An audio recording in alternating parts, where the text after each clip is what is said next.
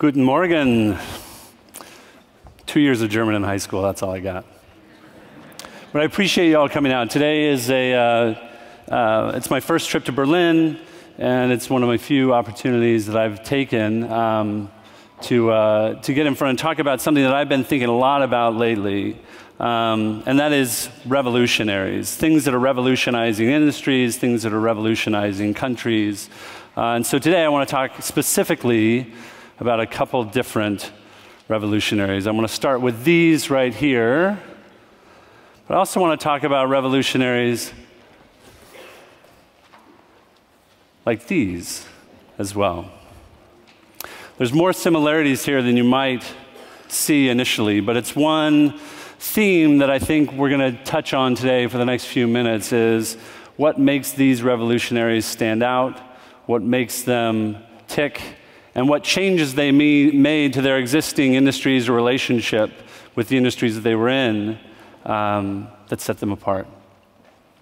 So first I want to talk a little bit about what happened in 1775. So prior to 1775 in the United States, there had been roughly a decade of back and forth between Great Britain and America, which at the time were just 13 colonies still tied to Great Britain.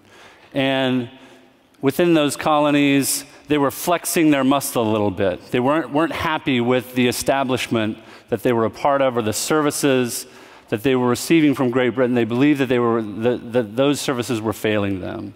And those governments weren't meeting their expectations for what they needed to succeed.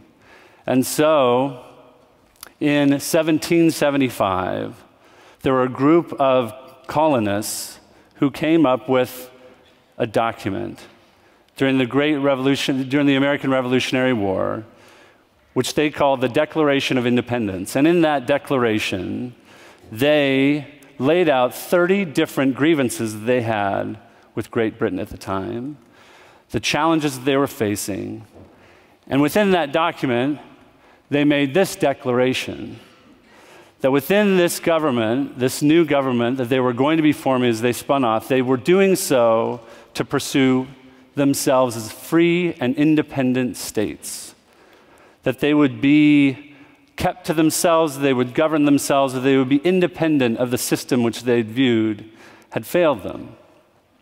It was a massive step, but it was, at the time, a fairly small group. These colonies were incredibly tiny, 13 at the time. The number of signers to this Declaration of Independence were only 56. But this represented a massive change, not only for those tiny colonists in that little country that they were trying to start up, but to the world as a whole and the impact that they had. I want to fast forward to today, 2013, and I want to take a minute for us to look at some of the institutions that we hold as individuals close to ourselves and the ones that we rely on for our services. And let's see how they're doing for us. Today, not just in Europe, but across the world, unemployment is skyrocketing. This isn't that there isn't work for people to do, nor is there less of a desire for individuals to find work that they can identify with and help to shape themselves. But the governments that we've relied on to provide us the skills and education to prepare for these job markets have been failing us. They haven't prepared us. The skills that we require for the 21st century haven't been implemented. And as a result, this is part of what we're seeing.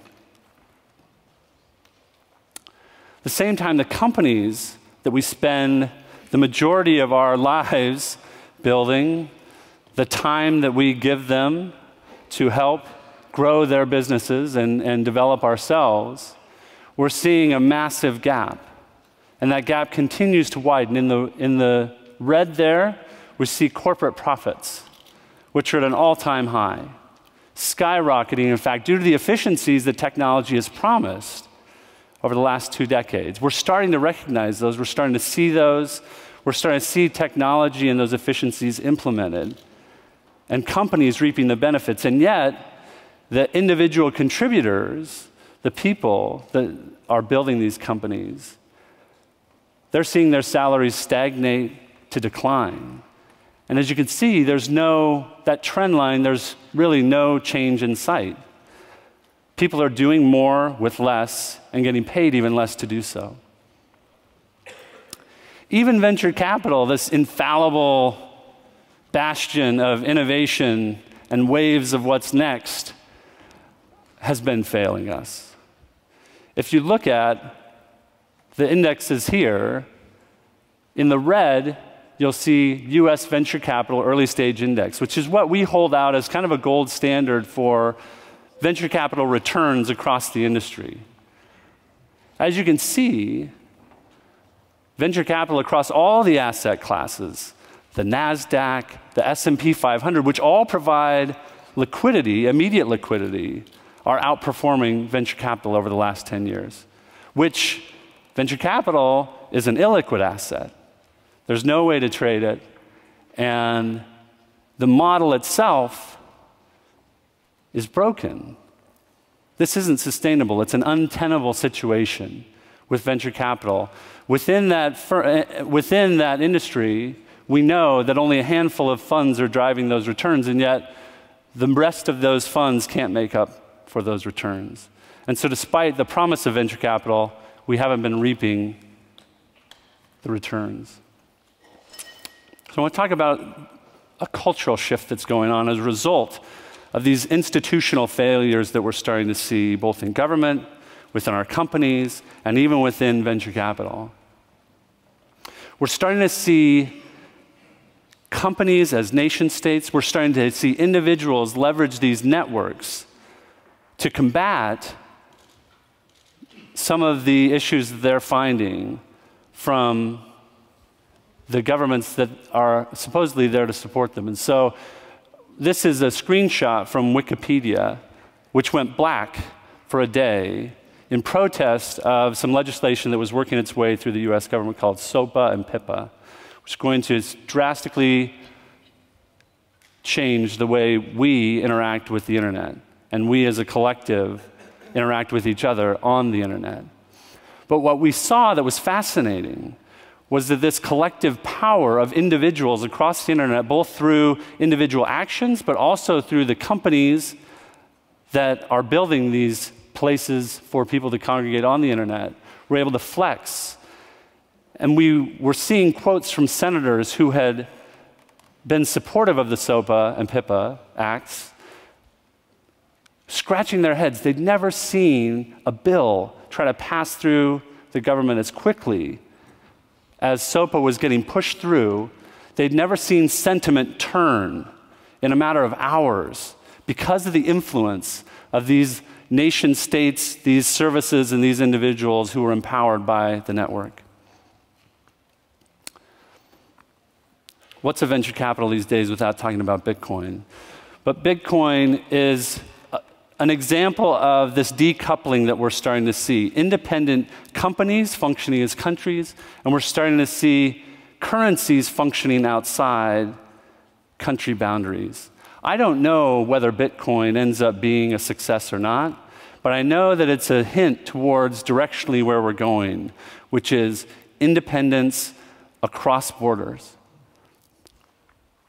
We're also seeing that individuals are getting empowered in ways they hadn't been before. We talked about SOPA and PIPA and how that's happening across in interacting with the government. We've looked at currencies and the power that they have in shifting beyond borders. But this is the cover of Reid Hoffman, who's the founder of LinkedIn and an investor with Greylock Partners. He wrote a book called The Startup of You. And this is a significant cultural shift. In the past, my father, my wife's father, there were company men. There were people who attached themselves to a company. They gave them their entire careers in return for a pension and a gold watch. I look at my children now, and I can't fathom that they would even ever see opportunities like that, to attach themselves to a single entity.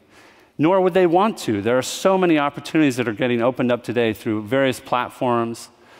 We're seeing that people as individuals, regardless of whether they work within big companies or whether they're doing their own startups, consulting work, we're starting to see them getting empowered in ways and thinking about their careers and the impact that they can have on the world through the lens of a startup. And the platforms to support those actions, whether it's Kickstarter to support side projects, or Airbnb or services where they can take individual items and create essentially their own new income streams from them, we're starting to see these take hold in a major way. And we think, from an investment standpoint, that those platforms that empower the individual are going to be incredibly important to this rising independent tide. So now I want to get back to this guy. Does anybody know who this is? So this is an artist named Macklemore. And now I'm sure the founding fathers of the US may not like that I'm putting their images next to each other, but I think that what he's done is a fascinating move. So later this winter, there was a time when his song, Thrift Shop, was top of the US Billboard charts for 4 weeks. Now, that's not an unheard of run at the top of the charts, but what was fascinating about Macklemore and his song, Thrift Shop, is that it was done completely independent of any label. Starting in 2000, he began recording his own music, putting it online, and leveraging the tools of the internet to gain distribution. With Thrift Shop, he became the second artist ever in the history of Billboard to top that chart. With no record label, no deal, no signing, no marketing provided by anyone but himself. In the past, we would call these people bootstrappers, and that is, they take a very independent approach to the way they build their businesses. They fund it themselves, they make the sales themselves, every aspect of their business is DIY. And as a result, they own 100% of that. But in general, these DIY folks take this kind of attitude towards venture capital. They tend to shun it in fear that they're going to lose control of their businesses, they're going to lose control of their future. And so generally, this is how they view us. The flip side is the venture capital route, which a lot of people equate with something along these lines. This is one of my favorite Tumblr accounts called the Rich Kids of Instagram. And these are obnoxious posters flaunting wealth. And that's generally what people perceive as venture capital. They perceive it as, raising a small round of funding to begin with, which starts essentially a treadmill of fundraising where you go from one round to the next round. Your milestones tend to be measured in terms of capital raised. Your success is equated to how much money you raise. Your ambition is equated to how much money you raise. But one of the downsides of venture capital that you'll see is that founders and investors tend to own the vast majority of the company. This is a picture of the Yelp IPO, and everybody's high-fiving, which is great. But if you read the S1 filing that went along with this IPO, the actual employees of Yelp only owned 14% of the company when it went public. The rest of those shares were in the hands of investors and a single founder. So despite all of that hard work, the tax that's taken out by venture capitalists is very, very real. People look at those two as fairly polarizing. They can see themselves kind of shooting for the stars with the ambition of a massive exit or an IPO. They put their lives on hold and they go for it, or they bootstrap themselves. There hasn't necessarily been a path that finds the balance between the two and that leverages what I think is one of the most important aspects of this new wave of startups and venture capital, and that is the cash efficiency of being able to get these businesses up and to get them scaled in ways that don't actually require a ton of investment equity. So I've been kicking around this idea of something that I've been calling the Declaration of Independence, which is a play on the Declaration of Independence from the United States. And that is coming up with a set of ideals, a set of principles that can help define the next wave of entrepreneurship. As you look out currently, we're about 2 billion connected to the internet right now. And that's just scratching the surface. My fear is that unless we are proactive now in coming up with a set of principles that help define our own version of independence and what that means, how entrepreneurship and venture capital intersect, that the next 2 billion that come online won't be as gracious as the first two.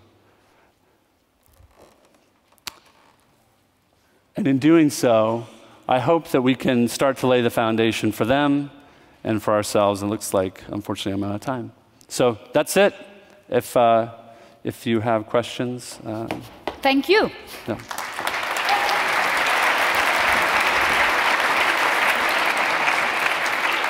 We do have a few minutes for questions only. So if you want to ask a question, go to one of the microphones, wave at me. If not, I will ask some questions.